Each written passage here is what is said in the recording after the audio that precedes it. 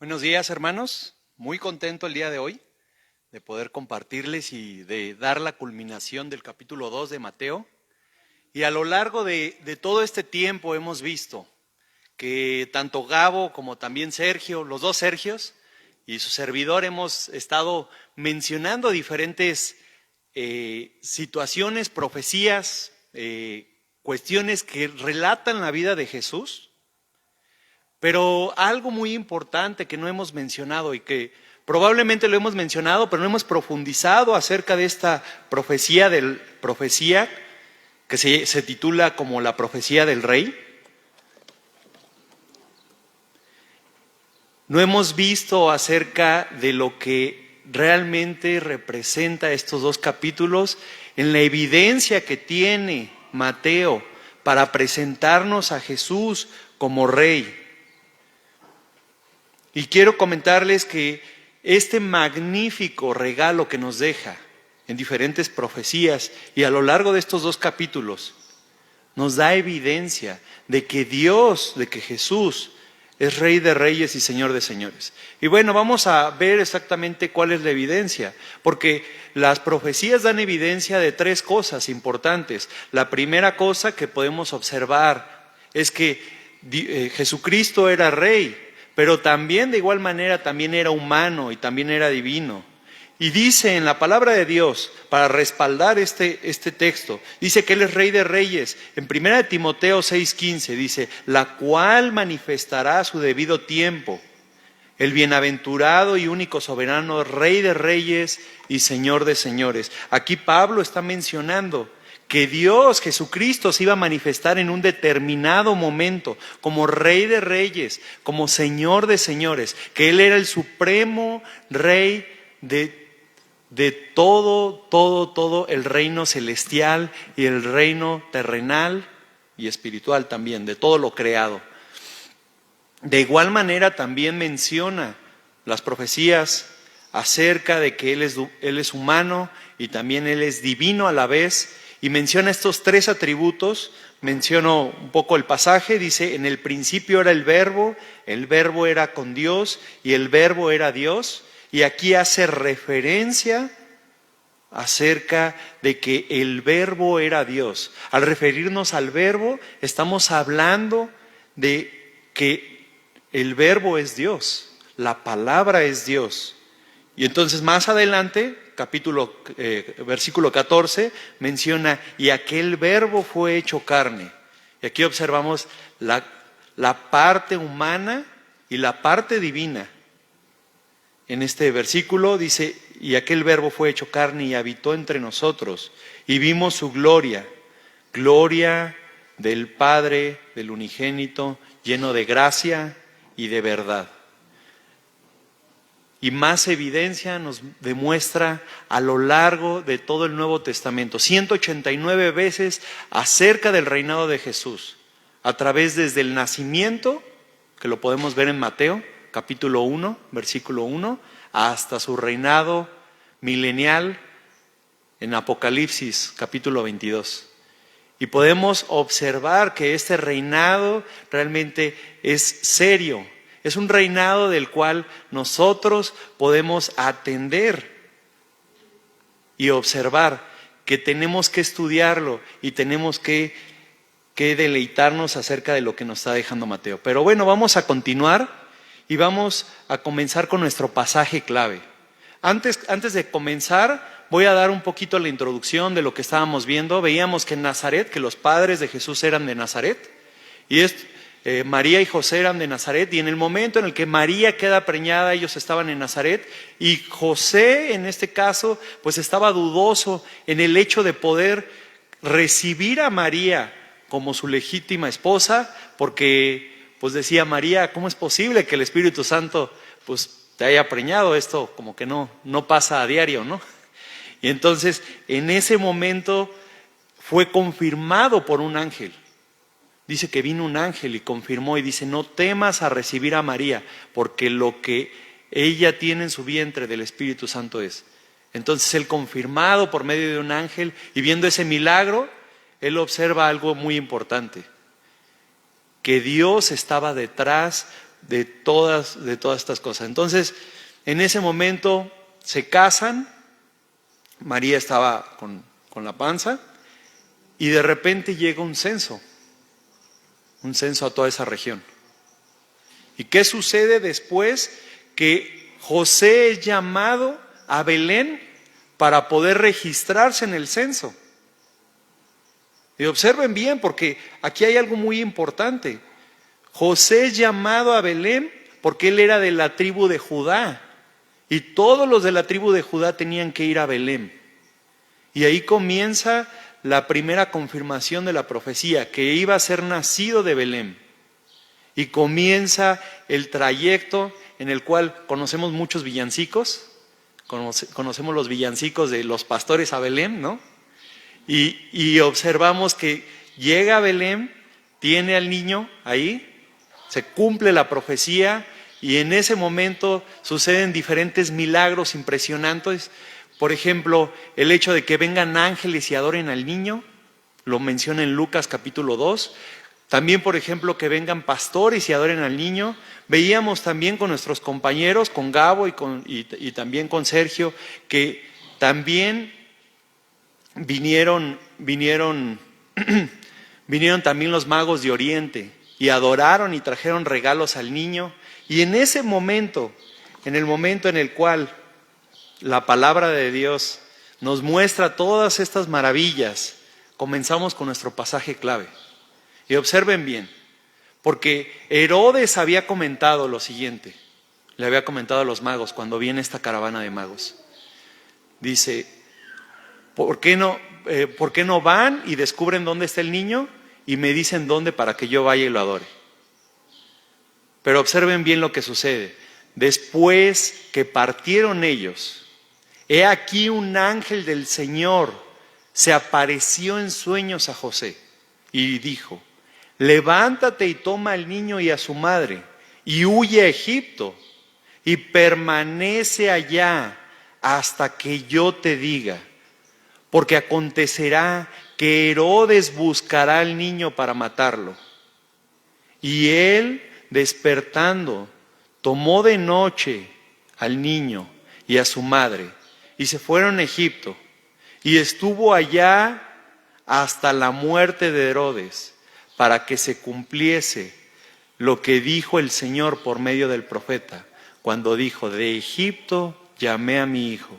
Entonces Herodes, cuando se vio burlado por los magos, se enojó mucho y mandó matar a todos los niños menores de 2 años que habían en Belén. Y en todos sus alrededores, conforme al tiempo que había inquirido los magos, entonces se cumplió lo que fue dicho por el profeta Jeremías, cuando dijo, voz oída en Ramá, grande lamentación y lloro y gemido. Raquel llora por sus hijos y no quiso ser consolada, porque perecieron. Después de muerto Herodes, he aquí un ángel del Señor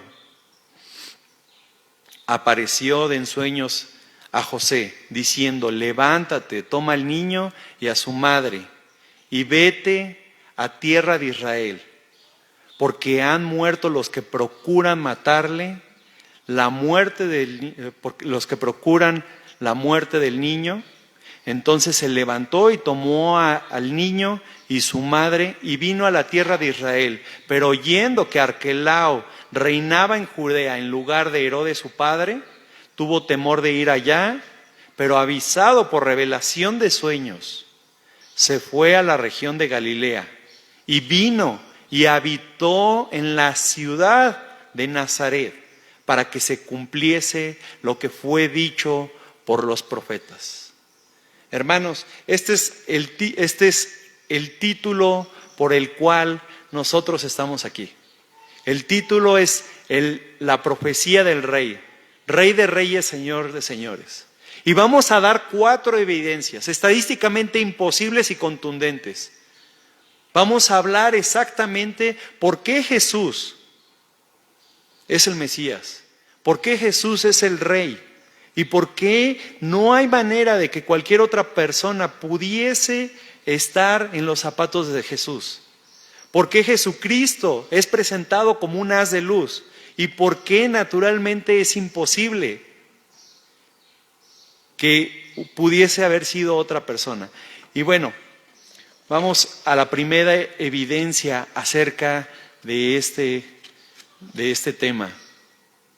Y empezamos con esta evidencia que dice que fue profetizado por medio de los salmos, y dice en el Salmo 89, capítulo 3 y 4, dice: he hecho un pacto con mi escogido, le he jurado a mi siervo David, estableceré tu dinastía para siempre.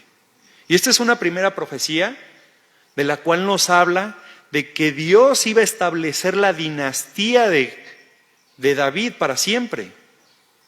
Y también menciona: afirmaré tu trono por todas las generaciones.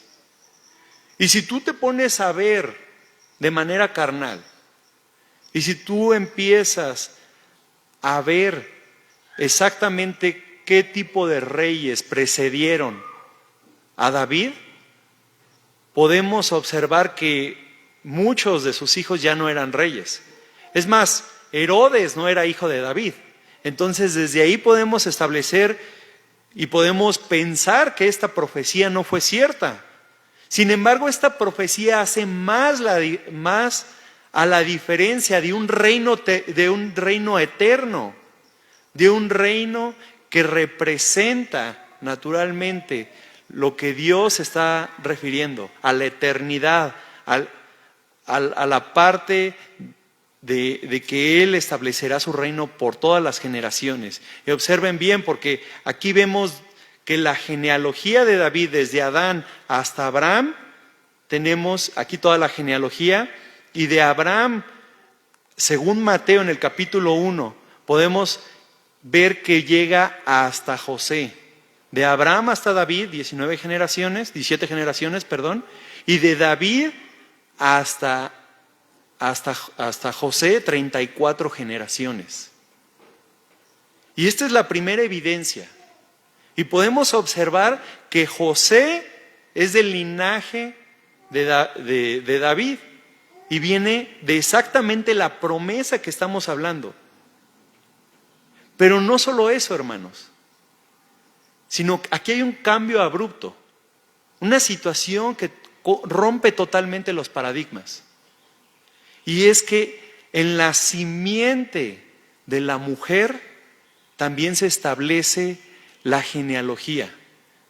¿Y a qué me refiero con eso? ¿Por qué dirías que un cambio abrupto? Que por primera vez la simiente de la mujer, la simiente viene de una mujer, porque la referencia acerca de la palabra simiente se refiere a semilla o se refiere a semen. Por eso todas las simientes venían de parte varón. Y en este caso, Dios hace un paréntesis y nos menciona por medio de Lucas capítulo 23 al 37, toda la simiente de María, para que no quede ni siquiera un tipo de duda y para que tengamos una evidencia sólida acerca de lo que es la genealogía de Jesús. Para que cada uno de nosotros podamos ver exactamente que Jesús viene tanto del Padre como de la Madre y realmente den testimonio acerca de esta evidencia. Y de igual manera también mencionábamos que Él rompió también toda la parte de la evidencia de que Él no nació por parte de la carne, sino del Espíritu, sino por medio del Espíritu Santo fue nacido Él. Y esta es la primera parte de la evidencia de la cual nos muestra que hay un linaje real de David. La segunda parte de la evidencia, esto es un poco más complejo. Y me gustaría leer este pasaje que ya lo habíamos leído, aquí con nuestro compañero Gabo. Y se describe así: cuando Jesús nació en Belén de Judea en días del rey de Herodes, vinieron del oriente de Jerusalén unos magos diciendo: ¿dónde está el rey de los judíos que ha nacido? Porque su estrella hemos visto del oriente y hemos venido a adorarle. Oyendo esto, el rey Herodes se turbó, y toda Jerusalén con él, y convocados, y escuchen bien, resalté esta palabra porque es algo muy importante, convocados los principales sacerdotes y escribas del pueblo, les preguntó, ¿dónde habría de nacer el Cristo? Y ellos contestaron, en Belén de Judea, porque así está escrito por el profeta. Y observamos este pasaje y nos imaginamos exactamente lo que está sucediendo ahí. Y vemos que viene una caravana de diferentes magos o personas sabias o representantes de Oriente, representantes de Babilonia, probablemente la ciudad estaba situada en Babilonia, y vemos que viene con una caravana muy grande. Tan es así que los recibe el rey de Judea. Y los recibe y este rey turbado e impactado, al igual que todo el pueblo judío vio ese testimonio. Y vemos que esos reyes se paran y comienzan a describir una serie de profecías que no están escritas en la Biblia, pero probablemente estaban dichas. Porque dice, hemos visto en el oriente su estrella. Y hemos visto una estrella. Y esto no está escrito en la palabra de Dios. Sin embargo, era una señal que ya se sabía, probablemente desde la época de Daniel ya había alguna profecía que hablaba acerca de eso, que no se redactó en los textos, en los cánones, pero que ya había una evidencia. Y observen bien, y todo el pueblo se turbó. Pero lo impresionante acerca de esto es que el pueblo no reaccionó acerca de lo que estaba sucediendo en ese momento. Inclusive el pueblo tenía conocimiento de lo que habría de pasar, pero ellos no reaccionaron, porque convocados los principales sacerdotes y los escribas del pueblo, ellos no hicieron caso. Ellos sabían que debería de nacer en Belén. Sin embargo, ellos dejaron pasar por alto, ni siquiera lo fueron a buscar, ni siquiera se cercioraron de que él pudiese ser el Mesías. Al contrario, ellos estaban con un rey falso. Porque recordemos algo importante, que el rey Herodes era un rey falso, un rey judío falso, porque fue nacido de un padre edomita. Este padre edomita era el guardia principal del sumo sacerdote, que él se convirtió al judaísmo. Y el rey Herodes, confabulado con traiciones y con confabulaciones del gobierno romano, hizo que lo pudieran nombrar como rey de los judíos. Entonces observamos dos puntos importantes. Este rey falso, confabulado, un rey que realmente se dedica a ser, que se dedicó a traicionar, que se dedicó a sacar ventaja de cada situación, porque ni siquiera es judío, y que inclusive traicionó la fe judía, no tenía ni siquiera ningún recelo acerca de la fe judía, porque él puso una águila romana que representaba a otros dioses y representaba a Marte en el templo judío. Entonces observamos este rey judío a comparación de un rey que realmente tenía un linaje real. Como ya lo veíamos, por parte del padre y de la madre tienen el linaje totalmente real. Gracias.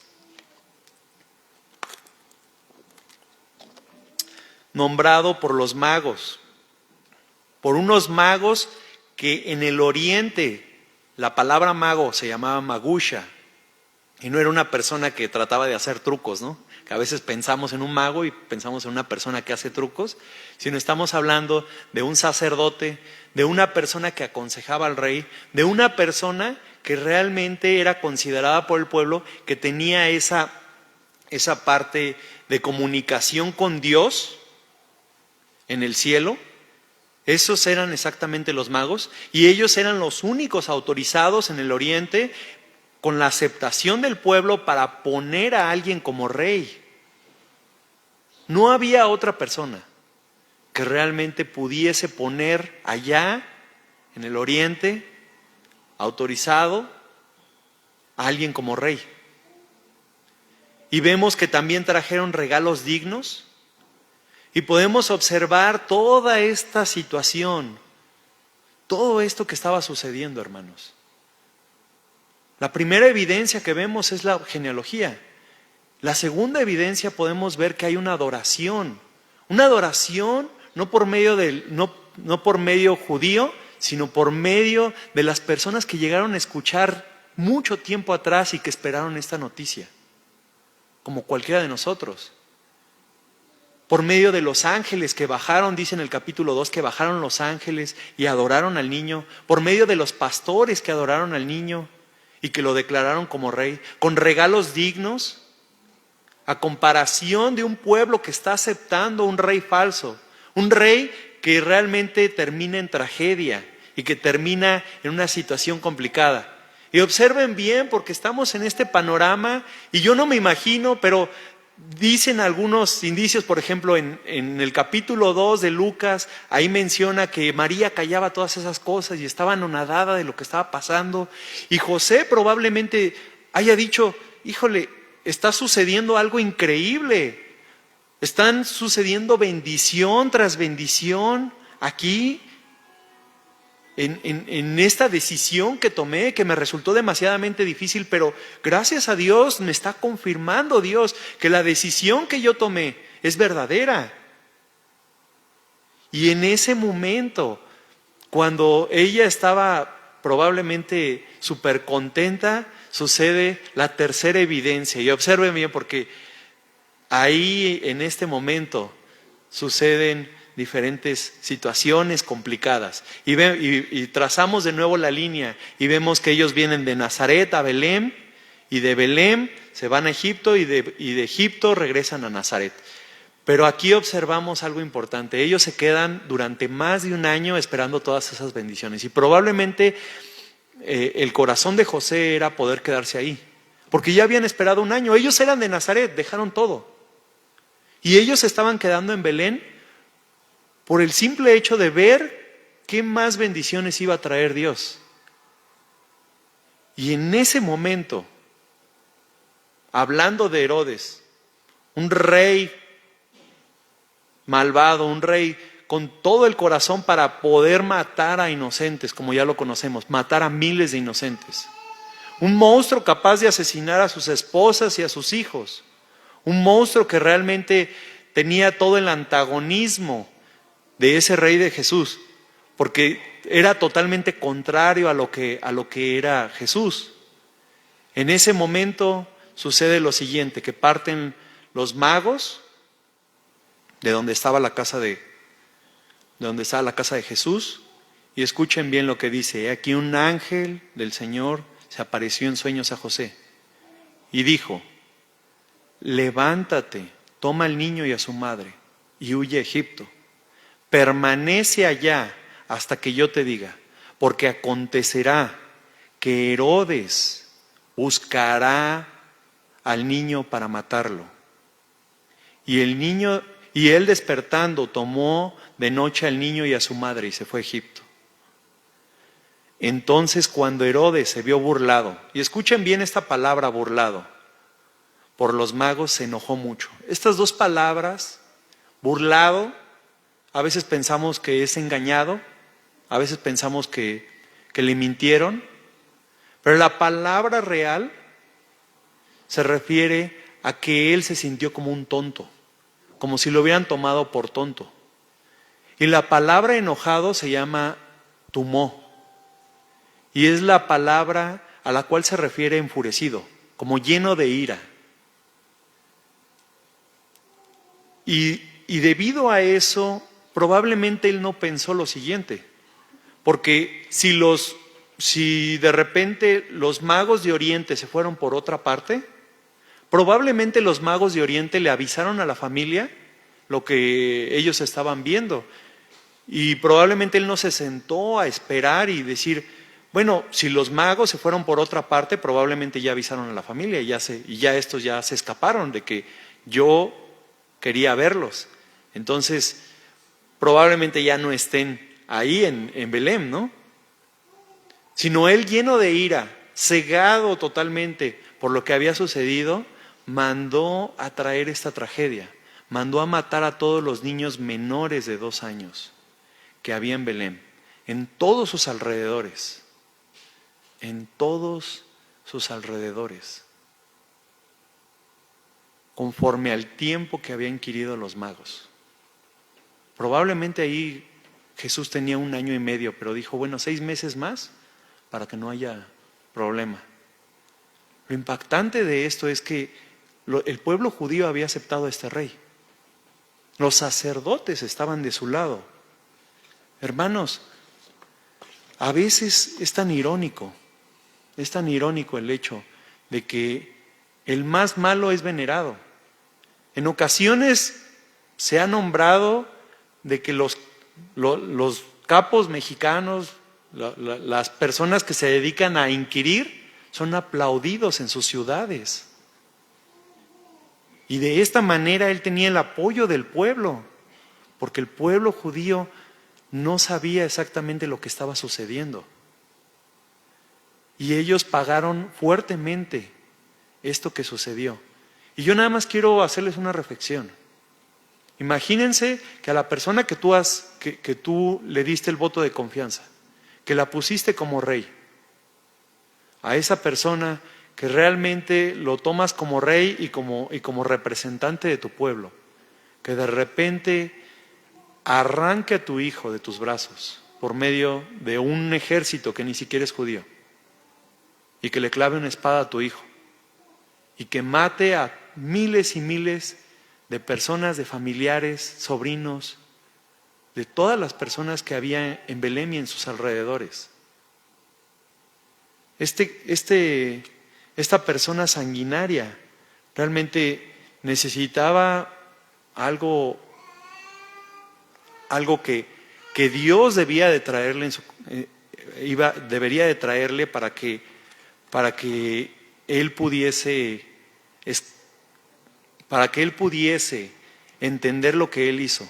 Y escuchen bien, porque Flavio Josefo explica lo siguiente, dice que en sus textos, Antigüedades Judías, en el libro 17, en el capítulo 8, en la sección 1, dice que este controvertido monarca, y escuchen bien lo que sucedió y véanlo ahí, este controvertido monarca pasó sus últimos años de vida enloquecido por una extraña dolencia que le provocó, entre otras cosas, el nacimiento de una gangrena en las partes genitales, entrañas llenas de úlceras, órganos putrefactos, llenos de gusanos, convulsiones constantes y de mal olor, enfermedades que al poco tiempo se derivó en la salida de gusanos en todos sus intestinos.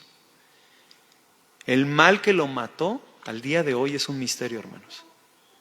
Probablemente Dios diseñó esta enfermedad para este personaje atroz que quiso matar al Mesías y que destruyó a miles de vidas, destruyó a miles de familias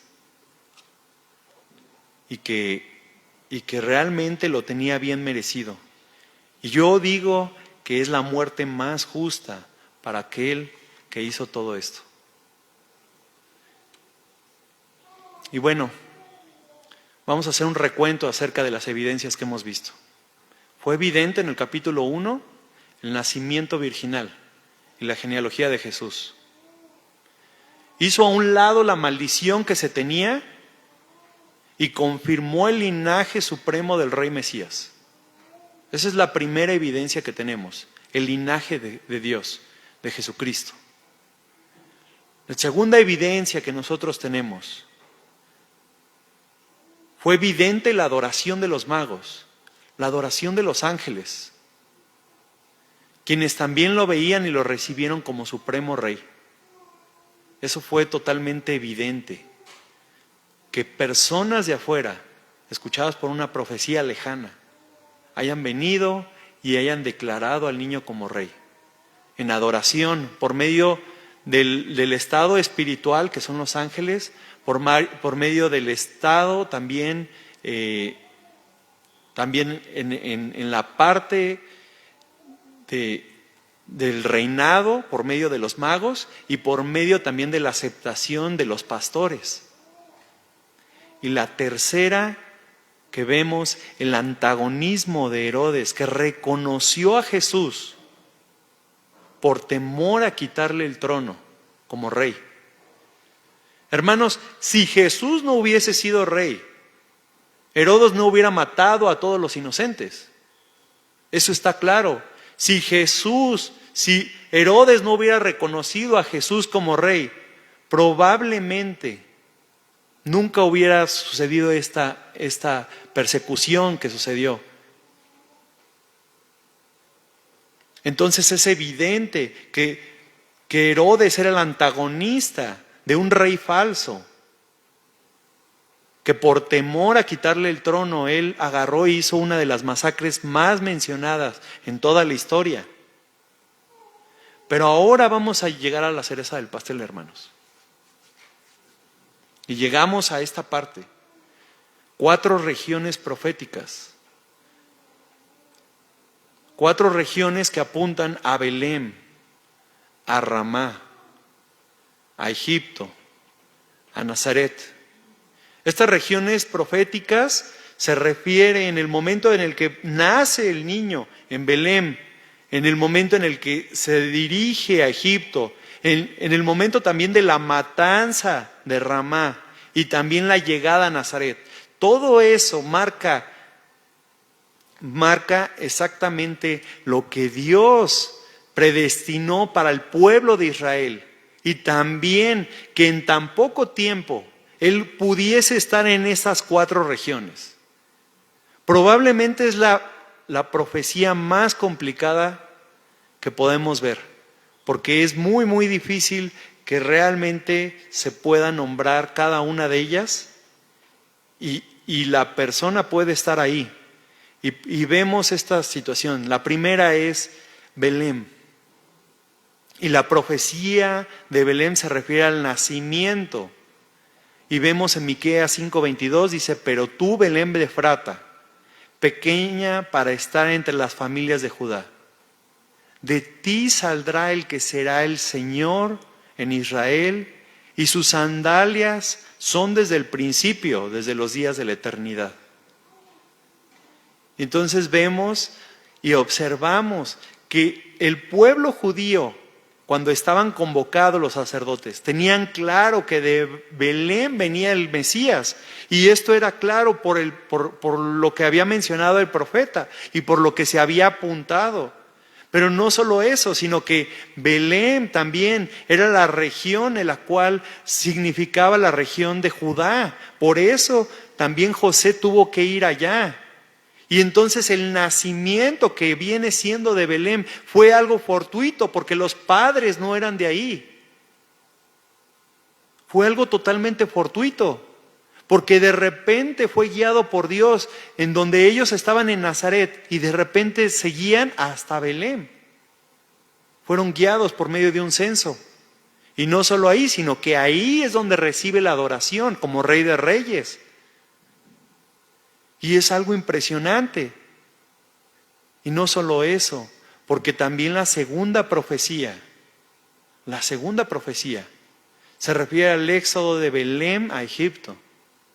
Y escuchen bien, porque dice en Oseas: cuando Israel era muchacho, yo lo amé, y de Egipto llamé a mi hijo. Y dice Isaías 53:3, y yo quiero que se graben bien este mensaje, porque este es muy importante. Dice: despreciado y desechado entre los hombres, varón de dolores, experimentado en quebranto, y como escondimos de él el rostro, fue menospreciado y no lo estimamos. Entonces vemos que aquí fue desechado por medio de su pueblo. Su pueblo, al ver que los magos llegaban de Oriente, al ver que los magos llegaban, al ver que había profecías que marcaban que el Mesías venía de Belén, lo pudieron haber resguardado. Sin embargo, él fue desechado de entre los hombres. Y por eso se escribió esta profecía, que fue desechado y fue llevado hasta Egipto.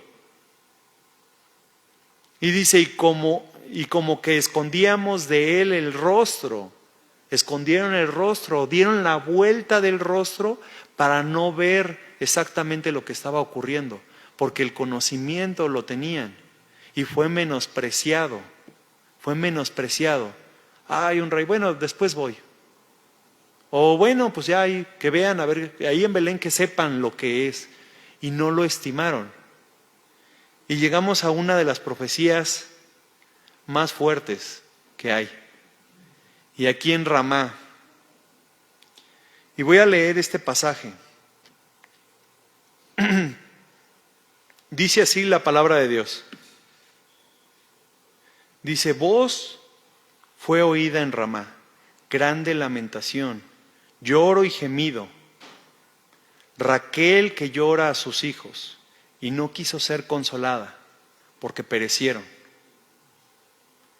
Esta profecía nos menciona algo muy importante. Jeremías está hablando en esta profecía acerca del cautiverio.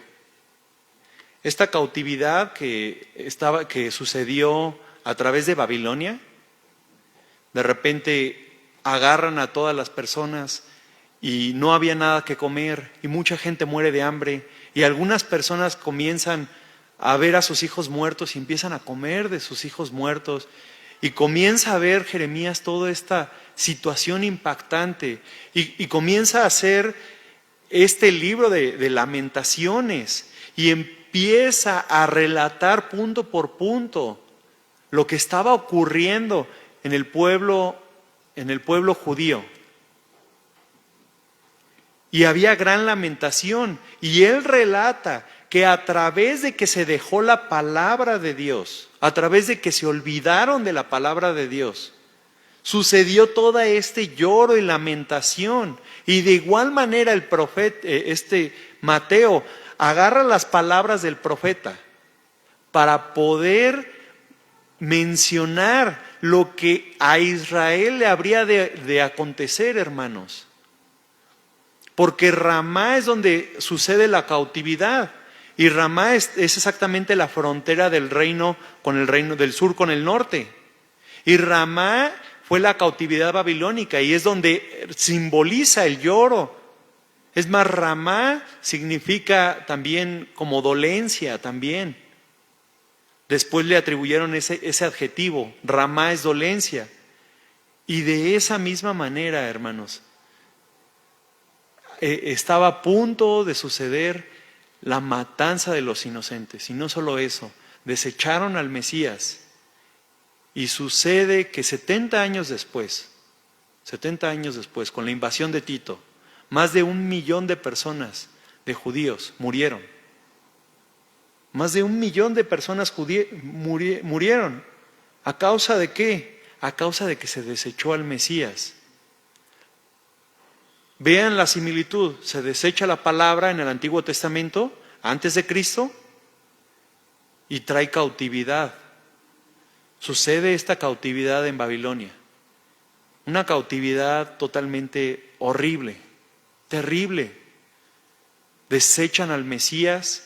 Y sucede totalmente una cautividad por medio primero de los inocentes y después de la invasión de Tito al pueblo judío.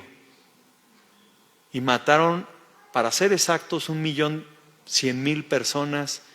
Y eso fue 100 veces peor o 1000 veces peor que lo que sucedió con Herodes. Y fue por desechar al Mesías. Por último, hermanos, vamos a dar la última profecía y vamos a leer este pasaje. Pero oyendo que Arquelao reinaba en Judea en lugar de Herodes su padre, tuvo temor de ir allá. Pero avisado por revelación en sueños, se fue a la región de Galilea y vino y habitó en la ciudad de Nazaret, para que se cumpliese lo dicho por los profetas, que habría de ser llamado Nazareno. Y por último, la última región, observamos que Jesús debía de haber estado en Nazaret. Y la profecía menciona, esta profecía no viene en la Biblia, pero fue una profecía que menciona que ya era como parte de una tradición, que el Mesías debía de nacer en Belén, pero también debía haber sido llamado Nazareno. Esta profecía tiene referencia a este pasaje donde dice: despreciado, desechado entre los hombres, fue menospreciado y no los estimamos. Y la palabra Nazaret, la región de Nazaret, era de personas menospreciadas, de personas desechadas, de personas que realmente no querían tener nada, ni siquiera ningún tipo de comercio con Nazaret. Nazaret es probablemente como ahorita decir Tepito, o como decir un barrio demasiado complicado, ¿no? Como personas que realmente no hay nada bueno, y por eso dice que lo iban a tomar como Nazaret, porque fue menospreciado. Y esta palabra de Isaías no únicamente fue que el pueblo judío no le hizo caso y que no lo estimaron, sino que más bien la ciudad por la cual provenía el Mesías se refiere a que él iba a ser menospreciado y que iba a ser despreciado, y que él iba a ser tomado en poco. Y es así que también en el capítulo 1, versículo 46, dice Natanael, le dice a su hermano: ¿algo bueno puede salir de Nazaret? ¿Por qué? Porque naturalmente iba a ser desechado, iba a ser menospreciado. Y aquí Natanael, delante de Jesús, le está mencionando: ¿algo bueno puede salir de Nazaret? ¿Algo bueno puede salir de ahí? Y esto Natanael probablemente no tenía la culpa, porque después lo aceptó. Después lo siguió, después se convirtió en uno de sus discípulos.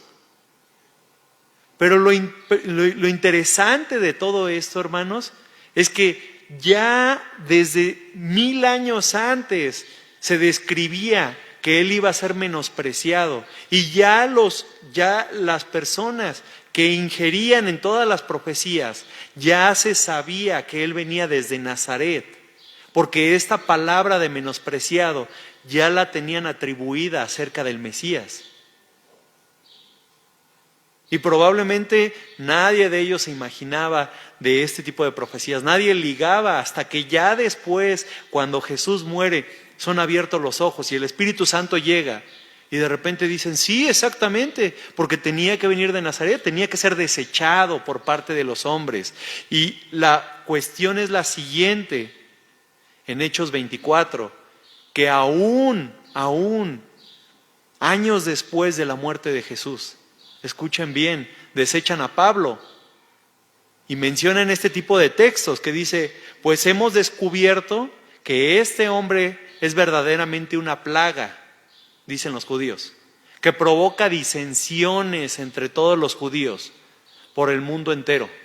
Se está refiriendo a Pablo. Y es líder de la secta de los nazarenos, de Jesús de Nazaret, de los desechados, de las personas que son de la secta, del barrio, de ahí, de un grupo que se junta y que estaban tratando de hacer un boicot en contra de los judíos. Esa era la manera en la cual el pueblo iba a desechar a Jesús, iba a desechar la palabra. Y pocos años después iban a tener una tragedia. Bueno, es más, en el momento en el que ellos desecharon, tuvieron la tragedia de los inocentes. Y en el momento en el que ellos desechan también a Jesús, tienen la tragedia de Tito. Y vemos tragedia tras tragedia, tras tragedia. Porque la evidencia es clara, hermanos. La evidencia es clara, no queda duda que la profecía del Rey nos deja un claro hecho increíble. 4 evidencias muy importantes: el linaje de Jesús, la adoración. Vemos también la parte del rey falso. Y también vemos los 4 lugares, que son 4 profecías aparte, que nos menciona que todo eso es difícil, es increíble de imaginar que únicamente va a pasar fortuitamente. Porque tenemos la historia completa. Ya no es una promesa, hermanos. Y cada uno de repente nada más entendemos la palabra como los judíos. Eso es algo claro. Y es algo que naturalmente muchos de nosotros entendemos la palabra. Pero estamos tan cómodos, estamos tan cómodos con nuestros trabajos, con las cosas, como el pueblo judío estaba. Como cuando vino y vieron ese milagro, que vinieron todos esos magos, cuando vieron toda la evidencia, así como nosotros estamos viendo evidencia impactante, evidencia que realmente hace un cambio, pero nosotros estamos tan cómodos, conociendo la palabra nada más, probablemente haciendo lo menos posible en nuestro corazón. Y la pregunta que nos debemos de hacer, ¿acaso seguiremos únicamente procrastinando en nuestra vida cristiana? ¿Acaso seremos como ese pueblo judío indiferente a través de señales que nos pone la palabra de Dios? La pregunta de este estudio es: ¿cuál es nuestro siguiente paso? ¿Cómo avanzaremos para esa santificación perfecta que Dios nos llama? ¿Y cómo les predicaremos a esas nuevas almas que ruegan por ese aliento que no lo tienen? Vamos a orar. Amado Padre Celestial, te damos gracias, mi Dios. Gracias, Señor, porque tú nos dejas evidencia acerca de tu palabra. Tú nos das la certeza de que, sí, mi Dios, tú eres Señor de señores, Rey de reyes. Y lo vemos en tu palabra y realmente atesoramos cada una de las cosas que tú has hecho en nuestra vida. Por favor, Padre, ayúdanos a ser hacedores y no solamente oidores. Ayúdanos a escudriñar más tu palabra, pero no a llenarnos nada más de conocimiento para no envanecernos, sino también de poder poner todo nuestro ímpetu para poder servirte a ti, al único Rey, Señor de señores, Rey de reyes. Agradezco, mi Dios, la oportunidad de pasar al frente y de poder compartir esto. Y gracias, Padre, por todas las vidas que están aquí. Llega a sus corazones y dales ese ánimo y esa bendición que tú siempre das. En el nombre de Jesús, amén.